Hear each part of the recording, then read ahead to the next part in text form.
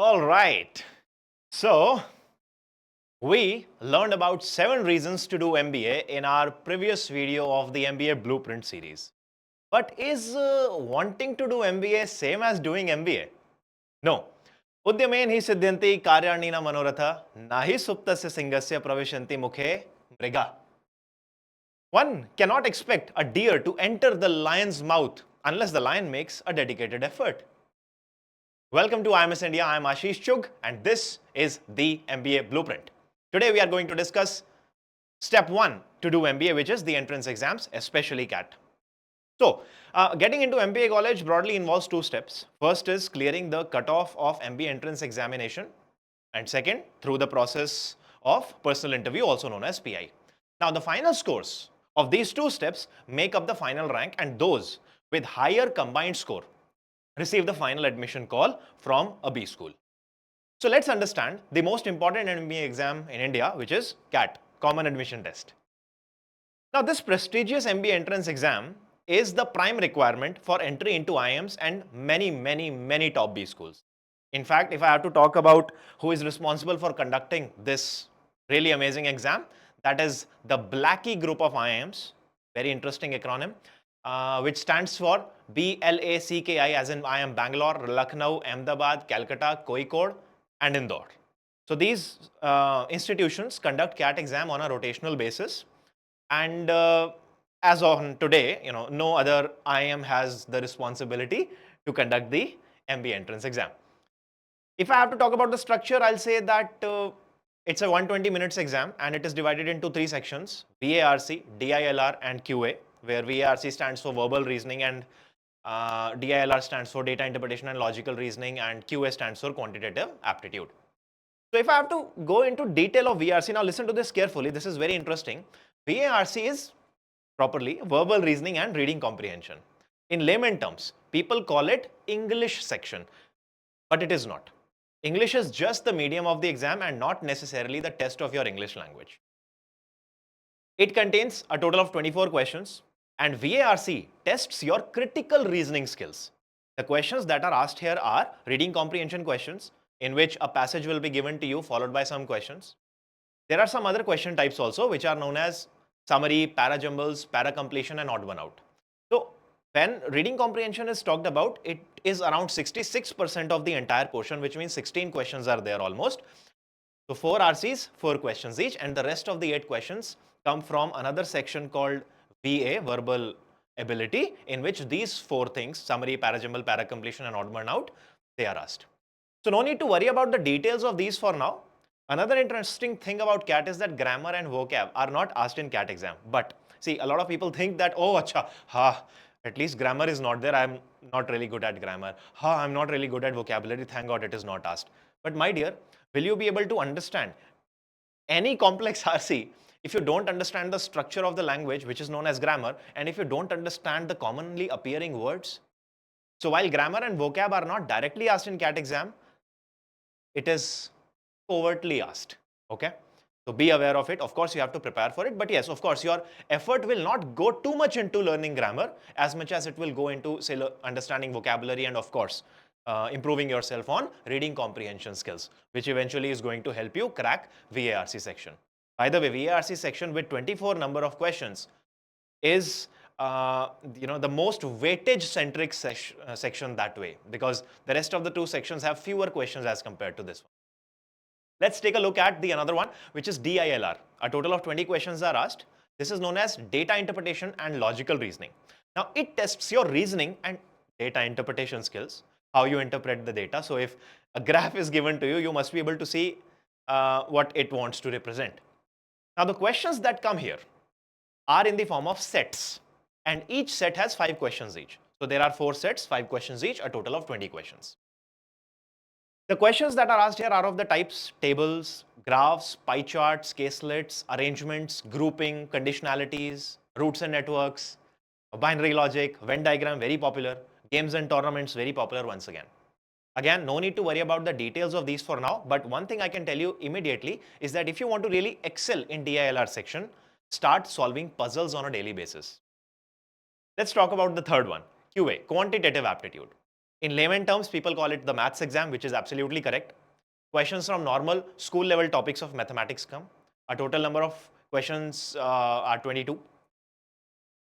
What types of topics are asked here? Percentages, ratio, profit loss, time, speed, distance, time and work, mixtures, geometry, functions, progressions, permutations, and so on. Probability, for example, that's also a very interesting topic that is asked here. The complexity of the questions, of course, increases, but all these topics are more or less your school level topics. So a lot of people sometimes think that I do not come from a mathematics background. I left mathematics in class 10th. So will I be able to cope up with that? Absolutely. All that is required is that you work hard and you work continuously, consistently. That's all. So to sum up, CAT has a total of 66 questions, 24 in VARC, 20 in DILR, 22 in quantitative aptitude. Another interesting thing, there are 40 minutes for each section. And that's the interesting thing about CAT, because you can't save some time in any section and you can't add that time to any other section. So I generally say that CAT is not one exam of 120 minutes. It is actually a set of 3 exams of 40 minutes each without any break in between. Another interesting thing is that the order in which these sections appear in the exam is fixed. You can't choose which section to attempt first. If CAT authorities have decided that this section will come first, then you have to go for that section. Generally, for last so many years, we have seen that VARC appears first, followed by DILR, and finally QA. And that is also another test of how you can manage your mind, because sometimes if people do not really work well in any of the initial sections, that effort and that effect is rather trickled down to the subsequent section. So when you are preparing for CAT, you are not only preparing for various subject matter, but you are also preparing for the strength of your mind, right? And you must also know how to sit through the 2 hours and so on. So basically all these things, of course, we'll talk about pretty late when you eventually decide to go for CAT exam. But for any competitive exam, I think more or less these things are true. All right. So another interesting thing, which I want to talk about, is that there are 2 types of questions: multiple choice questions, which are known as MCQs, and type in the answer, TITA questions. TITA questions are also known as KITA questions. So on various websites, you might be able to see it as KITA. KITA means key in the answer. TITA means type in the answer. Just a nomenclature, no need to worry about that. But what's the difference? In MCQs, you get 4 options and you have to choose the correct answer, and there is only one correct answer.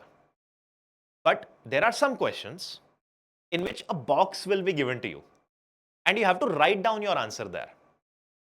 Those are known as TITA questions. What's the marking scheme? Now that's another interesting point. For every question that you do correctly, you get 3 marks. But if you mark a wrong answer, then you lose 1 mark. But that negative marking scheme is only applicable for the multiple choice questions. If you do a TITA question wrong, no negative marking is there.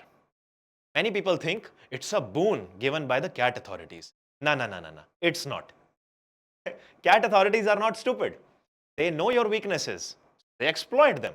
How? Take a look at this. They make those kind of questions as TITA questions that are more likely to consume your time. So you end up spending so much of time on one question thinking that even if I do, it wrong, I have nothing to lose. While actually you could have done 2 or 3 questions in that time, which could have doubled or tripled your score. So be aware of that also. All these things are part of strategies, and we will talk about that in the lecture series in the classroom or mock analysis later on. There is also an on-screen calculator in the CAT exam. Our mock series also has it. Shall I tell you a secret? Don't use it. It is another time waster. Instead, work on your mental calculation skills. So for instance, if you have to find out 5 by 17, you must know what is 1 by 17. And all you have to do is to multiply 5 with that value. Otherwise, what you will do, you will make it 500 divided by 17, and then you will do all your school time calculation of division and so on, which is really time consuming. And CAT authorities actually want a lot of you to do that so that top percentile people can be easily turned out. All right. What about other MBA entrance exams? Are there any? Yes. So CAT is not the only MBA entrance exam that an aspirant needs to take. There are really good other MBA entrance exams also, but we call CAT as the umbrella exam. Because whatever you study in CAT, more or less the same things are part of the rest of the MBA entrance exams also. Let's take a look at a couple of really interesting and important MBA entrance exams other than CAT. Listen to this carefully. NMAT, which is known as Narsi Monji Aptitude Test. It is for admission to NMIMS Mumbai. So I'll be listing only the top B schools for each exam, but there are many tier 2 and tier 3 schools that use the scores of these exams. And there is a timeline also which is visible on your screen. So NMAT generally opens in October and it goes on till December. Details about the specific exams is for later. No need to worry about that right now. There are a couple of attempts you can take, but you should not, because the first attempt is the only attempt which is counted for admission into the best B school that takes NMAT exam, which is NMIMS Mumbai. The second is SNAP, Symbiosis National Aptitude Test, SNAP SNAP. And this is for the admission to Symbiosis group of institutions, especially SIBM Pune and SCMHRD Pune. Another really two good B schools when we talk from the perspective of the Symbiosis National Aptitude Test. The third one is XAT. This is for admission to XLRI Jamshedpur, one of the best colleges of the likes of IMS. Fourth one is MyCAT. This is for admission to MICA. MICA means Mudra Institute of Communications, Ahmedabad. Very, very good college for marketing and communications. Now, what is with MyCAT? I'm going to tell you this thing. MyCAT is not the only exam that you take for admission to MICA. You have to take CAT exam also. First you take the CAT exam, then you take the MyCAT exam, and both the scores are combined. Although for MICA, CAT exam, the requirement of percentile for CAT exam is not very high, right? Another exam which is very important is CUET PG. That is primarily for Tata Institute of Social Sciences, which is a premier institution for MBA and HR. Another premier institution is XLRI, by the way. Although the TIS people call their programs not as MBA, MA. They call it MA. Now, what happened that TIS earlier had their own exam, which is known as TISNET exam, but that doesn't exist anymore. So last year in 2023, or basically January 2024, whenever this happened, TIS utilized the score of CUET exam, the CUET PG exam. What they are going to come up with this time, we don't know so far, but it is expected that they are going to keep it the same. Now then, MHCET is for the admission to JBIMS. There are various CETs, state-specific CETs that happen, but MHCET is kind of sort of a big deal because Jamnalal Bajaj Institute of Management Studies, JBIMS, is a very interesting college. It's one of the top colleges. And then there is a CMAT exam for admission to various other schools and many of the regional good B schools. There is another exam which is known as the PGDBA exam. Now, PGDBA exam is for admission to the MBA Business Analytics program. So, those people who are highly interested in business analytics as a specialization for their MBA, they go for that exam. Now, you might want to ask a question. Do I have to prepare for these separately? And I already told you that you don't have to, because all these exams have the same sections as CAT, QA, DILR, VARC. Although, weightage and number of sections may differ. For example, some exams may have a different RC and a different VA section instead of a common VARC section. The syllabus is more or less 95% similar, with an exception of grammar, which is not explicitly asked in CAT. Additionally, MyCAT, XAT, CUET, CMAT, they have a GK section also. XAT also has another section which is called decision making section. Now, keeping all these things in mind, we have designed our programs that cover all these elements. One thing that differentiates them all is the mocks. You must take at least 5 to 10 mocks for each exam to prepare yourself for that exam. Many times people think, I'm preparing for CAT, I've taken 20-30 mocks, now I can sit for any exam. No, that is just not going to happen. Even if you know how to drive, you really have to spend a bit of time on more or less, each vehicle if you want to basically become good at driving that vehicle, right? So as I said earlier, that entrance exam is the first step for doing MBA. When you do well in an entrance exam, you get shortlisted for the PI round. But what do we mean by doing well?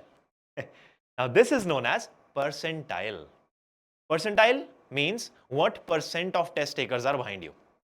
For example, if you get a 99 percentile, that means you are in the top 1% of people who took that test.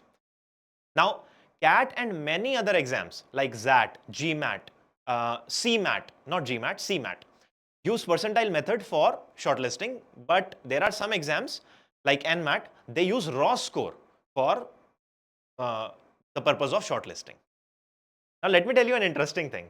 If you want to get a 99 percentile in CAT, you only need to attempt 50% or fewer questions correctly with no negative marking. So there is nothing to fear when it comes to taking CAT exam or any other exam for that matter. It is all about strategy. It is all about being consistent with your preparation and of course, good mentoring that you must have so that there is a person or set of people who can guide you on your various questions and various steps.